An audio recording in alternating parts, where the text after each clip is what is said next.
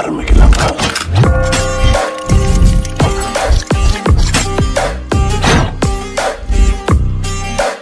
வணக்கம், வாங்க வீடியோக்குள்ள போகலாம். இன்னைக்கு வந்து சமையல் பூசணிக்காவும் மொச்சக்காவும் போட்டு குழம்பு. அதுக்கு கொத்தமல்லி, கருவேப்பிலை, வெங்காயம் 1, இஞ்சி, தக்காளி 4 தக்காளி, தேங்காய் பால். இது குக்கர் வச்சிருக்கிறேன். எண்ணெய்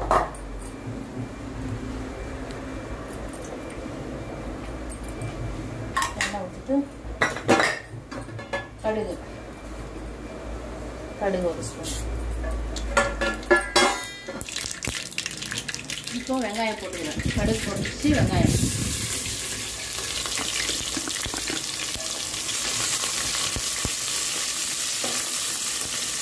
கொஞ்சம் ரோஸ்ட் ஆகும். இஞ்சி போட்டுக்கிறேன். 1 ஸ்பூன் இஞ்சி பூண்டு பேஸ்ட்டு. கொஞ்சம் வதங்கணும். பூசணிக்காய் போட்டுருவேன். பூசணிக்காய் போட்டாச்சு. அடுத்தது மொச்சக்காவும் இதிலே போட்டுருவேன்.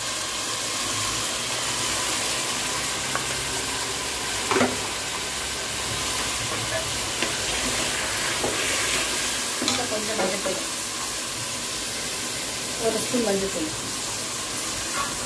காய்க்கு தகுந்த மாதிரி கல்லுப்பு.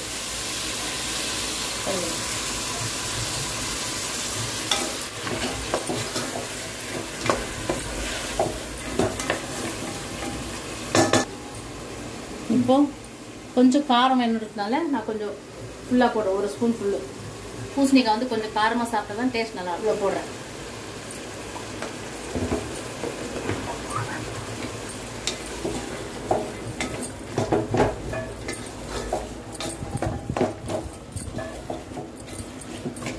தக்காளி 4 தக்காளி அரைச்சி பேஸ்ட் பண்ணி வச்சுக்கிறேன்.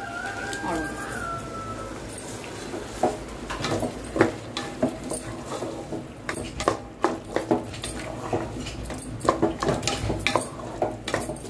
எல்லாம் ரெடி பண்ணி வச்சுட்டா 5 நிமிஷம் வேலை. இது குழம்பு ரெடி பண்ணுறது 10 நிமிஷம், காலவர், அவ்வளோதான். ரெடி பண்ணுறதுல தான் இருக்குது இந்த குழம்பு செய்யறது. ஏதோ ஒன்றும் சமையல். இப்போ அதில் சர்க்கரை கொஞ்சம், எப்போ எது செஞ்சாலும் நான் கொஞ்சம் சர்க்கரை சேர்த்துக்குவேன். ஒரு 1/2 ஸ்பூன் சர்க்கரை.